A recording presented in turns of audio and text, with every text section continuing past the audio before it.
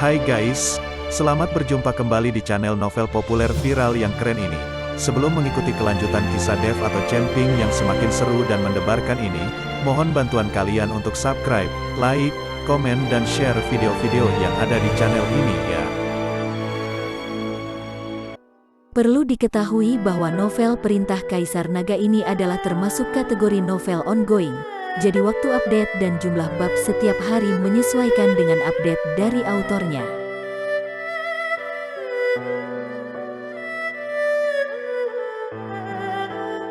Perintah Kaisar Naga bab 3143, 3144 dan 3145. Kamu benar-benar memiliki sesuatu, nak. Pantas saja kamu begitu sombong.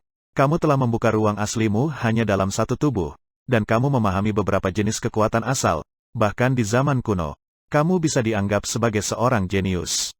Hanya saja nasibmu tidak baik, jika kamu bertemu denganku, bahkan jika kamu membuka sumber kekuatan aslimu, apa yang bisa kamu ubah? Tebing Tulang tersenyum dingin. Kalau begitu mari kita coba. Dev berteriak keras, mengayunkan pedang pembunuh naga ke atas, dan langsung menerbangkan tombak penahan langit. Dengan pedang Dev, cahaya kemasan muncul, yang langsung memantulkan seluruh langit, dan seluruh langit tampak menjadi galaksi emas.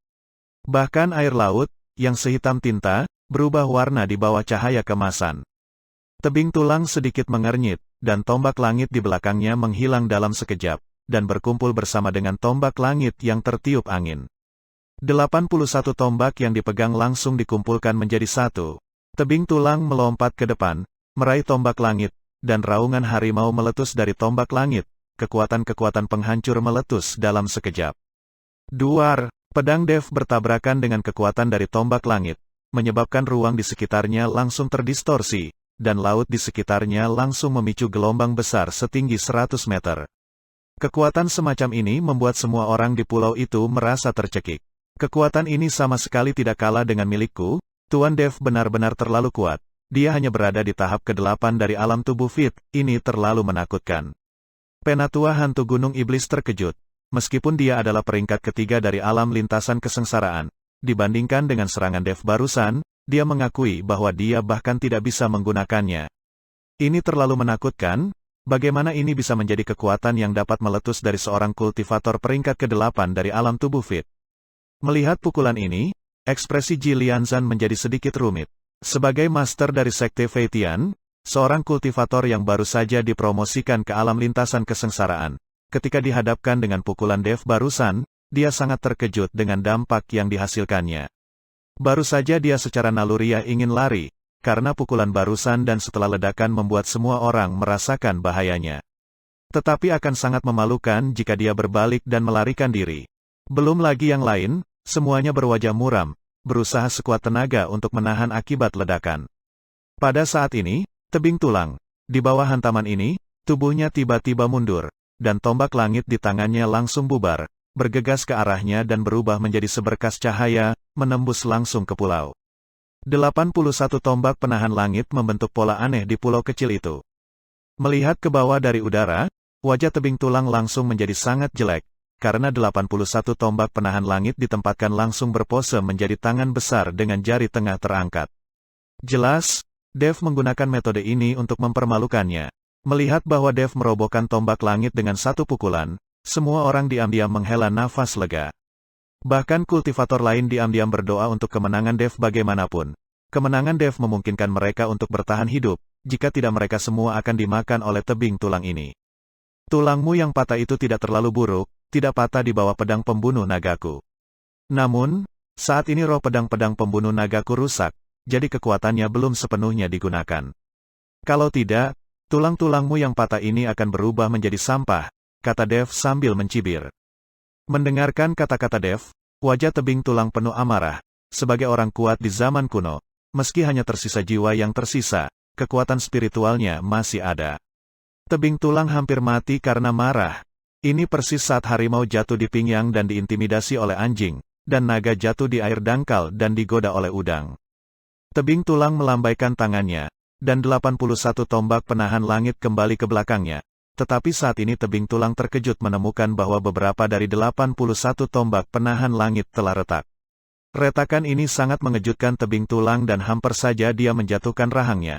Tombak langit ini ditempa dari tulang kaki binatang harimau purba dan diberkati dengan berbagai rune. Tetapi di bawah pukulan Dev, retakan itu muncul. Terlebih lagi, pedang pembunuh naga Dev belum mengerahkan kekuatan penuhnya. Apakah ini tidak terlalu keterlaluan? Nak, sepertinya aku benar-benar meremehkanmu. Tapi sekuat apapun kamu tidak lebih dari semut di mataku. Tebing tulang masih berkata dengan arogan.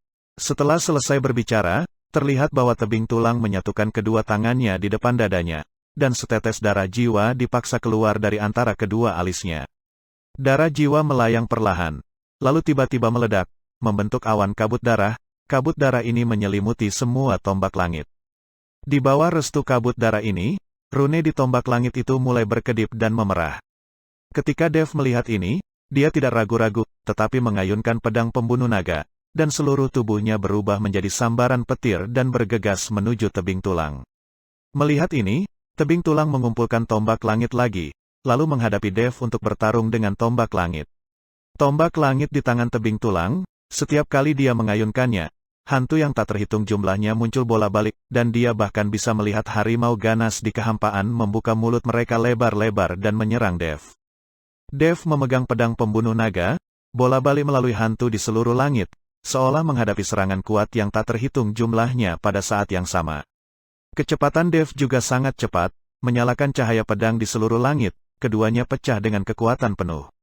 Tidak ada yang berani meninggalkan kelonggaran, semua orang hanya bisa melihat, di udara, bayangan pedang bola balik, dan ada semburan suara siulan, seperti jurang neraka. Dapat dikatakan bahwa kedua orang itu bertarung di dunia yang gelap, matahari dan bulan gelap, dan semua orang terpana. Pada titik ini, Dev dan tebing tulang tidak dapat lagi dibedakan, hanya sosok yang tidak lengkap yang dapat dilihat di seluruh langit, dan bahkan lintasan pergerakan kedua orang tersebut tidak dapat dibedakan. Terlalu menakutkan, jika kita buru-buru membantu, kita mungkin akan tercekik di dalam-dalam sekejap. Melihat pertempuran yang mengerikan itu, Ji Lianzan berkata dengan keringat dingin di dahinya. Sebagai seorang kultivator di alam lintasan kesengsaraan, Ji Lianzan berpikir bahwa bahkan jika dia bertarung sendirian, mustahil baginya untuk memiliki pemandangan yang begitu menakutkan. Kekuatan bertarung Dev benar-benar di luar imajinasinya.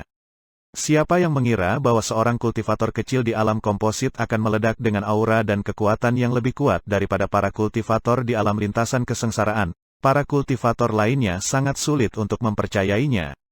Mereka mengira Dev cukup gila untuk memicu awan kesengsaraan guntur untuk membunuh elang berbulu perak. Tetapi mereka tidak menyangka Dev bisa bertarung sengit dengan kultivator kuno ini. Bagaimana kecepatan ini, kekuatan ini, dimiliki oleh seorang kultivator di alam komposit? Rahang semua orang hampir jatuh karena kaget. Jika mereka melawan Dev, mereka akan terbunuh dalam hitungan detik. Duar, diiringi dentuman, cahaya kemasan tiba-tiba muncul di langit, dan diiringi nyanyian naga, tubuh tebing tulang terbang mundur. Memegang tombak langit dengan erat di tangannya, tebing tulang tahu bahwa jika dia melepaskannya, tombak langit itu mungkin bukan miliknya. Setelah tebing tulang terbang terbalik untuk jarak tertentu, wajahnya menjadi sangat jelek, dia mengertakkan gigi dan menatap Dev. Tapi Dev tenang dan rileks, wajahnya tetap tenang. Baru menerobos, memang butuh perjuangan yang keras untuk merangsang potensi dalam tubuh. Dev merasa pertarungan itu sangat menyenangkan, tapi kondisi tebing tulang itu agak menyedihkan. Dev menganggap dirinya sebagai partner untuk latihan, dan sama sekali tidak menganggap dirinya sebagai lawan. Tebing tulang, yang bertahan selama ribuan tahun, selama hidupnya tidak pernah diremehkan. Nak, jika aku bukan tubuh jiwa yang tersisa, bagaimana aku bisa membiarkanmu bertindak liar? Tapi jangan meremehkanku, bahkan jika kamu berjuang untuk membunuh sisa jiwa ini hari ini, aku akan membuatmu menghilang. Tebing tulang benar-benar marah, dan dia tidak ragu untuk mati bersama Dev. Terlihat tebing tulang melepaskan tombak langit di tangannya, dan cahaya samar berwarna darah memancar dari sekujur tubuhnya. Rune pada tombak King Tian menyala lagi, dan dari tubuh tebing tulang, ada semburan harimau yang melolong. Segera setelah itu, tubuh tebing tulang menjadi semakin ringan, dan kemudian seekor harimau tumpang tindih dengan tubuh tebing tulang. Saat harimau berlari keluar, tombak langit bergabung dengan harimau, dan lingkaran cahaya kemerahan melonjak di sekitar harimau, menyebabkan ruang terus terdistorsi, sehingga tidak mungkin untuk melihat penampilan harimau dengan jelas. Harimau ganas ini seperti proyektor, memproyeksikannya ke udara, tetapi aura menakutkan di tubuhnya jelas membuat darah binatang purba terbangun. Harimau itu sepertinya menyatu dengan seluruh ruang, dan bahkan tubuh tebing tulang tampak menjadi transparan. Ada cahaya merah bersinar di mata harimau, menyinari Dev seperti dua lampu sorot. Nak, bahkan jika tubuh utamaku mati dan kekuatanku rusak, kekuatan magis yang kumiliki berada di luar pemahaman seorang kultivator kecil sepertimu, tunggu saja kematianmu. Setelah tebing tulang selesai berbicara, dia melambaikan telapak tangannya dengan ringan, dan harimau itu mengaum, dan tiba-tiba pergi ke arah Dev. Terkadang harimau ganas ini berbentuk harimau, dan terkadang menjadi tombak yang memegang langit, tidak mungkin untuk mengetahui apa yang menyerang. Dev menghadapi serangan itu dengan cibiran di sudut mulutnya. Segera setelah itu, terlihat Dev di udara, yang tiba-tiba menghilang, dan ketika dia muncul kembali, dia berubah menjadi 6 Dev yang identik. Aura setiap Dev persis sama, dan hampir tidak mungkin membedakan mereka dari aura mereka. Tebing tulang terkejut dengan perubahan mendadak ini, dan bahkan harimau itu berhenti sejenak, tidak tahu bagaimana cara menyerang. Sedikit ilusi, kamu ingin membuatku bingung juga. Tebing tulang mendengus dingin, dan kemudian penglihatan di belakang seluruh orang itu bergetar, dan tombak penahan langit menyebar seketika, berubah menjadi 81 tombak penahan langit lagi. Setiap tombak yang menopang langit berubah menjadi harimau yang ganas, melolong dan mengaum. Sejenak, auman harimau bergema di seluruh pulau kecil. Raungan ini begitu kuat sehingga membuat dada semua orang terasa sesak, seolah-olah tubuh mereka ditekan oleh batu besar. 81 harimau ganas, menghadapi 6 Dev, hampir mengepung Dev di tengah. Kali ini, semua orang menjadi gugup. Bagaimanapun, dalam situasi ini, apakah Dev masih memiliki kekuatan untuk melawan? Mereka semua mengira klon Dev hanyalah hantu, tetapi sebenarnya hanya ada satu tubuh Dev. Tetapi mereka tidak tahu bahwa ke-6 Dev ini, semuanya adalah tubuh fisik, dan mereka semua memiliki nafas dan kemampuan tubuh Dev. Nak, biarkan aku melihat bagaimana kamu bisa bersembunyi dari ilusi kecilmu. Tebing tulang mendengus dingin, tapi Dev tidak panik, mengangkat pedang pembunuh naga, dan tiba-tiba mengeluarkan peluit naga. Terlihat cahaya keemasan cerah mekar dari tubuh Dev, dan kekuatan naga menembus pedang pembunuh naga, melonjak langsung ke langit. Segera setelah itu, 6 sosok Dev saling tumpang tindih, dan cahaya keemasan menjadi lebih terang. Segera, di belakang Dev, sosok naga emas perlahan muncul. Seekor naga emas besar melayang di udara, dengan sepasang mata seukuran ember. Naga emas meraung, dan aura yang menakutkan membuat seluruh kekosongan bergetar. Bahkan di hadapan lebih dari 80 harimau ganas, naga emas itu masih memancarkan keagungan, dan matanya penuh penghinaan. Melihat naga emas muncul di belakang Dev, ekspresi tebing tulang langsung berubah. Tidak pernah terpikir olehnya bahwa seorang junior dari klan naga emas, seorang kultivator kecil dalam kondisi fit, akan meledak dengan jiwa naga emas.